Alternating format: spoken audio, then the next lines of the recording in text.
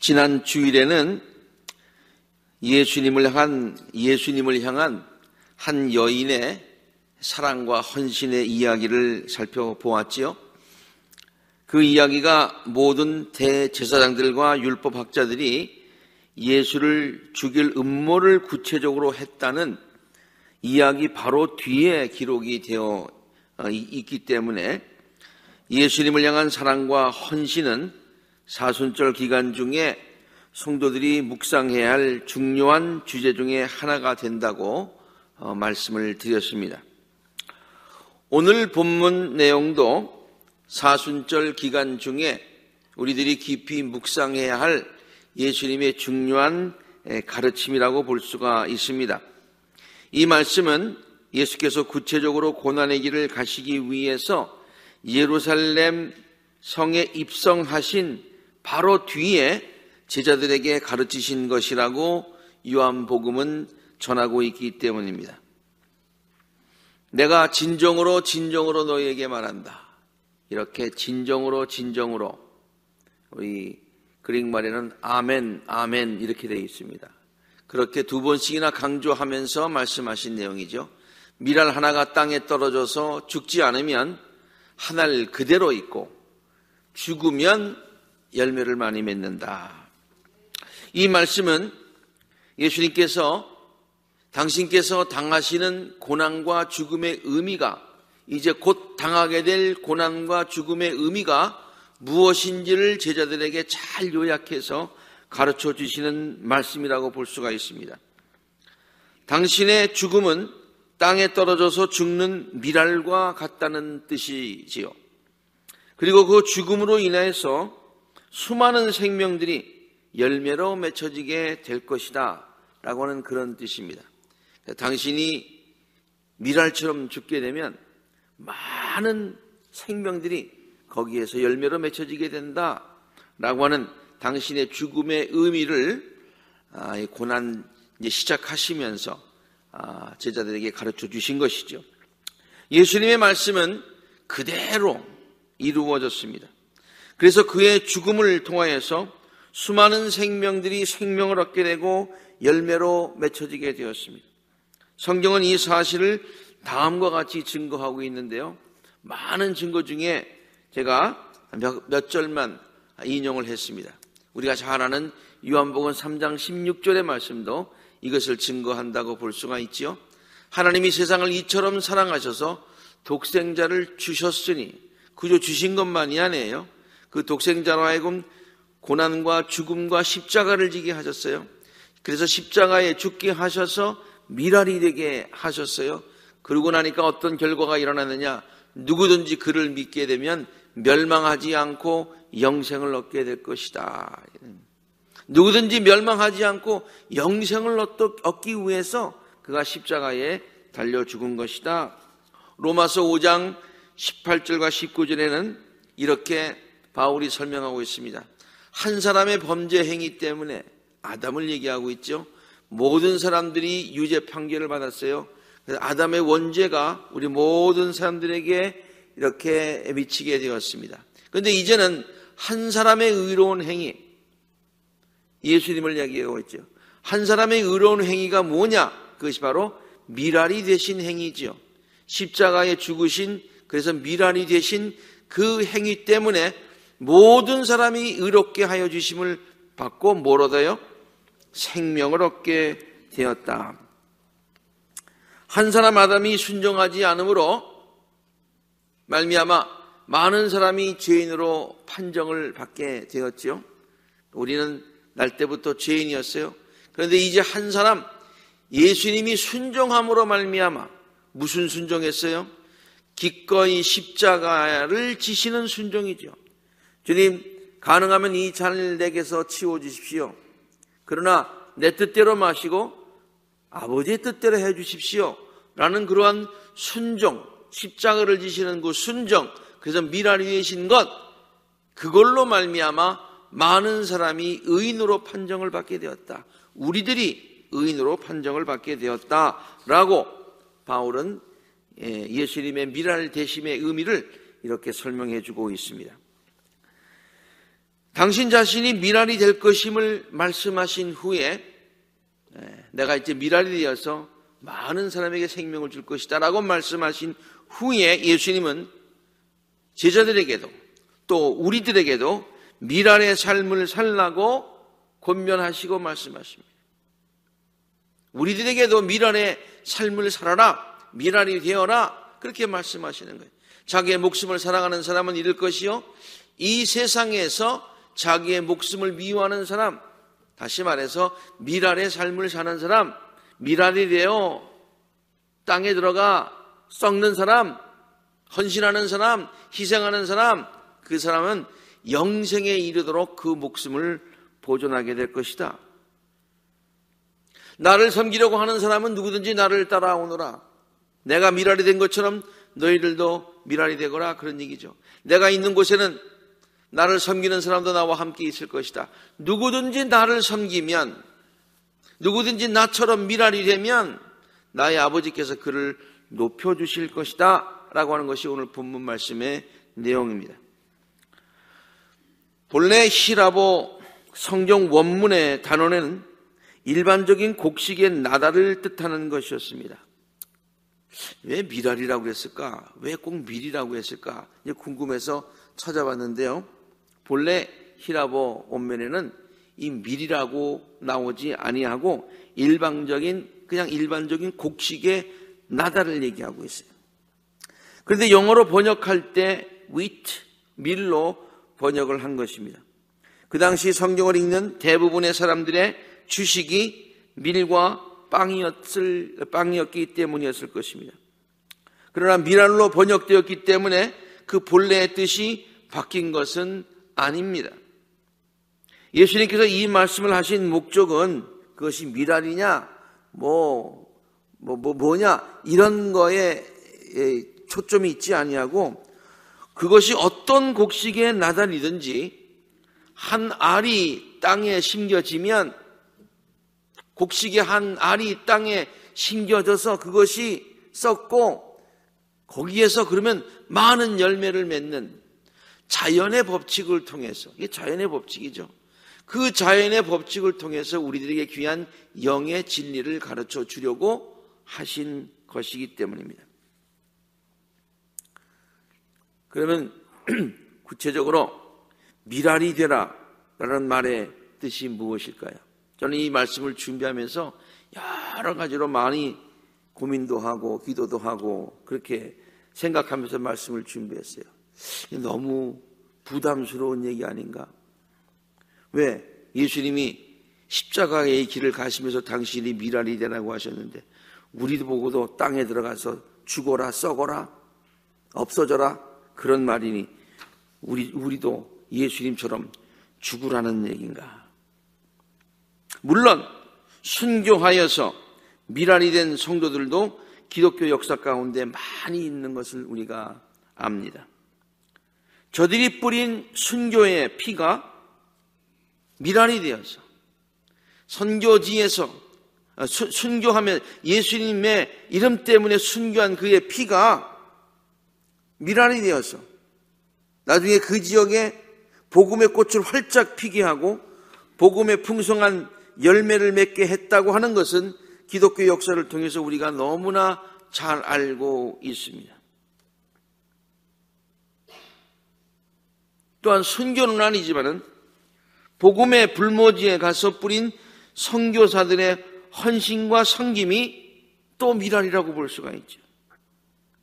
그래서 복음의 불모지에 가서 선교사들이 헌신과 섬김의 미랄이 되어서 그 땅에 복음의 열매를 많이 맺게 한 예는 얼마든지 찾아볼 수 있습니다. 세계 곳곳에 그런 이야기들이 많이 있습니다. 멀리 갈 것도 없습니다.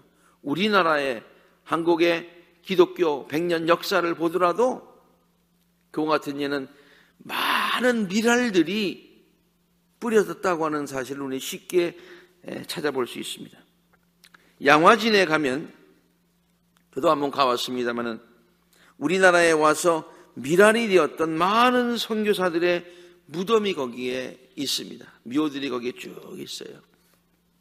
지금은 공원처럼 이렇게 꾸며져 있는데요. 와, 이렇게 많나? 이렇게 많은 분들이 우리나라에 와서 귀한 미랄이 되셨나? 우리가 알고 있는 선교사는 아펜젤라, 온도우드 그 몇 명밖에 없는데 정말 이렇게 많은 사람들이 미랄이 되었나? 라는 것을 느끼게 됩니다. 그 중에서 다 여러분에게 그 하나하나의 모든 묘들이 미랄의 이야기들을 풍성하게 갖고 있지만 그 중에서 홀 선교사 가족, 홀 패밀리의 묘지가 있습니다. 홀 선교사의 가족은 온 가족이 우리나라에 와서 미랄이 되었습니다. 윌리엄 제임스 홀, 그는 그 당시 복음의 불모지로 알려졌던 평양으로 가서 선교를 했습니다. 많은 선교사들이 와가지고 한양, 지금 서울에서 선교를 많이 했죠. 특별히 선교사들이 모여 사는 그 정동 그 지역에서 많이 거했습니다. 그런데 평양에 가는 것은 잘 안 가려고 그랬어요. 왜냐하면 그곳에 가면은 서양 사람들에게 더 이렇게 심하게 박대를 하고 그리고 또 복음을 받아들이지 않는 복음의 그 불모지였기 때문에 그래요. 그런데 그가 가서 이제 거기서 의료 선교를 하면서 복음을 뿌리기 시작했습니다. 그런데 긴 얘기를 짧게 하자면 제가 일일이 다 말씀드리고 싶은 말이 너무 많지만은 간단하게 요약을 하자면은 그는 4년 만에 풍토병에 걸려서 죽습니다. 아내와 같이 왔는데 아내는 그 지역이 평양이 살만한 곳이 못 돼서, 특별히 외국 사람이 살만한 것이 못 돼서 아내는 서울에서 의료 선교를 하고 이 사람이 매번 왔다 갔다 하면서 평양까지 걸어서 왔다 갔다 하면서 그렇게 복음의 씨앗을 뿌렸는데 결국 풍토병에 걸려서 4년 만에 죽습니다.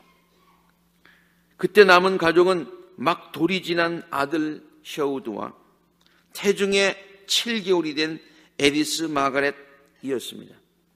이렇게 평양에 뿌려진 그의 미랄이 아무것도 아닌 것 같지만 우리가 나중에 보면은 그 평양에 복음이 많이 들어가게 되었고 그 이후에 그 평양이 얼마나 복음화가 되었는지 제2의 예루살렘으로 불릴 만큼 복음의 중심지가 되게 한 많은 열매들로 맺혀지게 되지요. 그리고 후에 평양 대부흥운동이, 우리나라의 교회 부흥은 평양으로부터 일어나기 시작했는데 그때 대부흥운동이 일어날 때에 그의 아들, 조금 아까도 이따가도 말씀드리겠습니다만 그의 아들이 어느 집회에 가가지고 은혜를 받게 돼요. 그렇지 않겠어요? 아버지가 좋은 자기의 고향 미국 캐나다를 등에 하고 여기 와가지고 얼마나 고생했어요.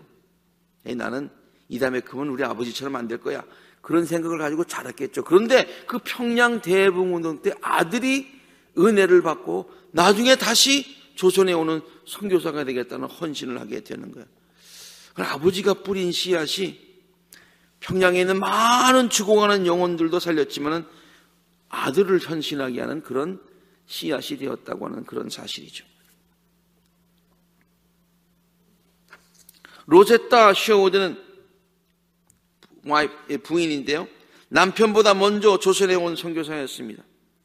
후에 조선에 들어와서 약혼자 윌리엄 홀과 서울에서 결혼식을 올리죠. 만날 것, 약혼은 사랑은 했지만 한국에로부터 선교사로 부름을 받아서 오면서 남편과 만나지 못할 수도 있다는 각오를 가지고 온 거예요. 사랑보다도 헌신, 참 대단한 거죠. 그런데 하나님께서 또 역사하셔서 남편이 인도로 가려고 그랬다가 하나님이 또 바꿔주셔서 서울로 오게 하셨어요. 자기가 서울 간 거 아니에요? 하나님이 보내주셨어요. 그래가지고 만나서 결혼식을 했어요.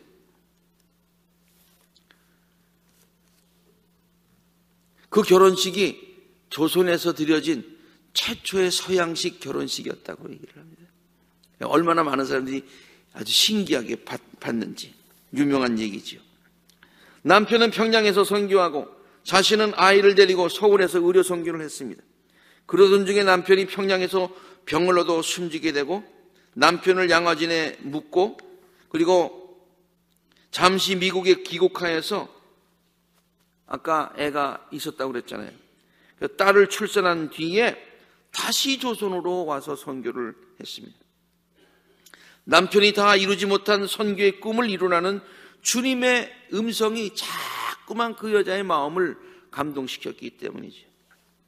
그녀는 남편의 유산과 친지들의 부조금을 전부 모아가지고 평양의 홀 메모리얼 하스피탈, 홀 기념병원을 설립하기도 했습니다. 그러던 중 그녀는 3살 된 딸을 또 하늘나라에 보내야 했습니다. 딸을 데리고 한국에 왔는데 딸이 또 죽었어요. 왜? 이질에 걸려서 죽었기 때문입니다. 오지 않았으면 살았을 텐데 우리 한국에 와서 죽은 거죠. 장례는 아펜젤라 목사님이 집례했고 딸은 양화진 아버지 곁에 묻히게 되었습니다. 살아서도 아버지 못 봤는데 이제 죽어서 아버지 곁에 묻히게 되었어요. 딸의 장례식 때 친지들이 보내준 위로금과 또 개인 사제를 털어서 딸의 이름을 걸어서 에리스 마그라트 어린이 병동을 지었다고 합니다. 딸의 죽음도 헛된 것이 아니었죠. 하늘의 미랄이 되게 돼서 어린이 병동이 생기게 된 것입니다. 그녀는 85세의 나이로 세상을 떠난 후 양화진의 남편 곁에서 영원히 잠들게 되었습니다. 그의 아들 셔우드 홀, 그는 홀 선교사의 내외가 서울에 와서 낳은 첫 아들이지요. 그리고 부모님의 뒤를 이어서 조선에서 의료 선교를 통해서 미랄이 되었던 선교사입니다. 그리고 그의 아내 메리엄 버텀니 홀, MB 홀이라고 그렇게 얘기를 하는데요. 남편과 함께 의료 선교를 하였던 선교사였습니다. 특별히 폐결핵에 고치기 위해서 노력했고요. 아내는 서전이었어요. 아주 두 부부가 그에 관한 이야기들이 많이 있지만 오늘은 그 얘기가 중심이 아니기 때문에 그들이 그냥 온 가족이 미랄이 되어서 우리나라의 선교사로서 미랄이 되었다는 그 얘기에 초점을 맞추기 위해서 다른 여러 가지 얘기들은 제가 생략하도록 하겠습니다. 그들 부부의 저 유해도요, 그들의 유언에 따라서 양화진에 묻히게 되었습니다. 이제 마치고 다시 본국에 갔다가 이제 95세인가요? 부인하고 거의 6개월 차이로 차례로 돌아갔어요. 이렇게 그래서 유언에 따라서 이제 한국에 오게 되었는데 그 유해가 이렇게 유언을 남겼기 때문이죠. 나는 지금도 한국을 사랑합니다. 내가 죽고든 내가 태어나서 자랐던 사랑하는 이 나라, 또한 나의 사랑하는 어머니, 아버지, 누이 동생, 어렸을 때 죽었잖아요. 있는 한국 땅에 묻어주시기를 바랍니다. 온 가족이 우리나라 복음화를 위하여 귀한 미랄이 되었던 것이죠. 이 땅에 뿌려진 그들의 미랄은 정말 많은 열매로 맺혀지게 되었습니다. 그러한 삶을 통해서 미랄이 되는 것은 매우 귀중한 일이죠. 예수님을 위해서 순교하고 또 선교지에 가서 헌신해서 미랄의 삶이 되는 것, 이게 얼마나 귀한 일이에요. 그러나 예수님은 우리들에게 미랄이 되는 방법이 그 방법밖에는 없다, 그렇게 돼야 미랄이 된다라고 말씀하시지는 않았다고 하는 것이죠. 만약에 그런 말씀이라면 우리와 좀 거리가 있지 않겠어요? 오늘 본문 말씀을 통하여서도 예수님은 우리들이 미랄이 되는 방법이 섬기는 삶에 있다는 것과 동시에 그것이 곧 주님을 섬기는 것임을 우리에게 가르쳐주고 있습니다. 그러므로 순교하지는 못하더라도 선교지에 가서 선교사로서는 그 미랄의 역할을 감당하지 못하더라도 그 방법 외에 주님을 섬기는 일이 굉장히 많다는 거예요. 미랄이 되는 일이 많다는 거예요. 꼭 그 일은 남을 섬기는 일도 되지만 주님을 섬기는 일이다 라고 우리에게 오늘 본문을 통해서 가르쳐 주신다는 말이에요. 자기의 목숨을 사랑하는 사람은 잃을 것이요, 이 세상에서 자기의 목숨을 미워하는 사람은, 미랄이 되는 사람은 영생에 이르도록 그 목숨을 보존하게 될 것이다. 나를 섬기려고 하는 사람은 누구든지 나를 따라오너라. 나를 따라오는 사람은, 나와 같이 미랄이 되는 사람은 나를 섬기는 사람이다. 내가 있는 곳에는 나를 섬기는 사람도 나와 함께 있을 것이다. 그리고 이와 같이 나를 섬기면서 또 이웃을 섬기면서 미랄의 삶을 살아가는 사람은 나의 아버지께서 그를 높여주실 것이다. 이것이 오늘 본문 말씀의 내용입니다. 그러므로 나의 희생과 헌신과 섬김을 통하여 내 주의가 풍성하여지는 것, 이것이 곧 미랄의 삶입니다. 다시 한번 말씀드립니다. 나의 헌신과 희생과 섬김, 이것을 통해서 그것이 미랄이 되어서 많은 열매로 주의가 풍성하게 되어지는 삶, 이것이 곧 미랄의 삶이라고 하는 거예요. 나의 따뜻한 말 한마디를 통해서 주위의 사람들이 위로를 받고 내가 가진 것을 풍성한 마음으로 이웃들과 나눔으로써 그들에게 삶에 큰 힘과 소망과 용기를 주는 것이 곧 미랄의 삶입니다. 자녀들을 위하여 모든 것을 희생하는 부모의 삶이 곧 미랄의 삶입니다. 우리가 미랄의 삶을 하나도 살지 않아서 예수님께서 미랄의 삶을 살아라고 권면하는 것은 아니에요. 우리도 정도의 차이는 있지만은, 그 내용의 차이는 있지만은, 그러나 미랄의 삶을 어느 정도 살고 있는 거예요. 예를 들어서 부모의 삶이 그런 것 아닙니까? 예수님께서 우리에게 도전하시는 것은 단지 자녀를 위해서뿐만이 아니라 주위에 있는 많은 사람들을 위해서, 또 교회를 위해서, 나라와 민족을 위해서 미랄의 삶을 살아라, 더 깊게, 더 넓게, 더 풍성한 미랄의 삶을 살아라 라고 권면하시는 것 뿐이죠. 예수님의 몸인 교회를 위해서 몸과 마음과 뜻과 정성을 다 바쳐 헌신하는 성도의 삶, 우리가 그렇게 하고 있지 않습니까? 그렇게 하려고 노력하고 있지 않습니까? 이것이 곧 미랄의 삶이라고 하는 것입니다. 교회는 그러한 미랄과 같은 성도들의 헌신과 섬김을 통하여서 많은 열매를 맺는 풍성한 교회가 되기 때문이죠.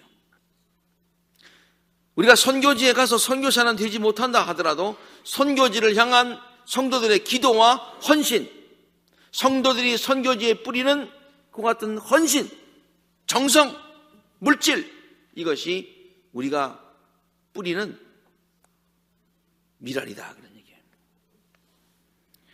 섬기는 삶이 결코 쉬운 것은 아닙니다. 미랄처럼 자신을 죽여야 하는 삶이기 때문입니다. 섬김 받는 것은 좋은데 섬기는 것 쉽지는 않아요. 모든 것을 내려놔야 되고 참아야 되고 그러지 않습니까? 자기 것을 내려놓아야 하는 삶입니다. 나의 유익만을 구하는 삶이 아니라 남들을 배려하며 돌보는 삶이기 때문입니다. 나의 유익을 먼저 구하는 삶이 아니라 하나님의 나라와 하나님의 의를 구하는 삶입니다. 그리고 이것은 곧 주님을 섬기는 삶입니다. 산술절을 지내면서 미랄이 되라고 명령하시는 예수님의 말씀을 한번 깊이 묵상해 보았으면 좋겠습니다. 나는 내가 있는 곳, 가정, 교회, 일터 등등 내가 속해 있는 모든 곳에서 미랄의 삶을 살고 있는가? 내가 정말 미랄의 역할을 감당하고 있다고 한다면 구체적으로 그 이해는 무엇일까? 내가 전혀 감당하고 있는, 아무것도 안 하는 사람은 없어요. 다 조금씩 감당하고 있어요. 가정에서, 이웃과의 관계에서, 친구와의 관계에서, 교회에서, 속회에서, 또 나의 일터에서 조금씩 내가 미랄의 역할을 감당하고 있는데 구체적으로 무엇일까? 한번 articulate를 한번 해볼 필요가 있겠죠. 내가 가정과 교회에서 또 일터에서 미랄이 되기 위한다면 구체적으로 무엇을 해야 하는 것일까? 구체적으로 무엇을 해야 내가 미랄이 될 수 있을까? 한번 묵상해 보시고 고민해 보시기 바랍니다. 무엇을 내려놓아야 하나? 무엇을 버려야 하나? 무엇을 양보해야 하나? 무엇을 희생해야 하나? 무엇을 나누어야 하나? 이런 말들이죠.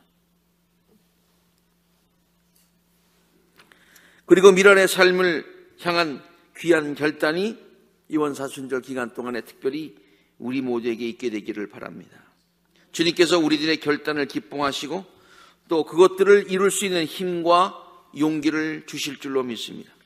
그리고 최선을 다하여 그러한 삶을 살아가는 우리 모두를 칭찬하여 주시고 높여 주실 줄로 믿습니다. 이것은 제가 여러분들에게 드리는 약속이 아니라 주님께서 우리들에게 하신 약속의 말씀이기 때문입니다. 누구든지 나를 섬기면 나의 아버지께서 그를 높여주실 것이다. 함께 기도하시겠습니다.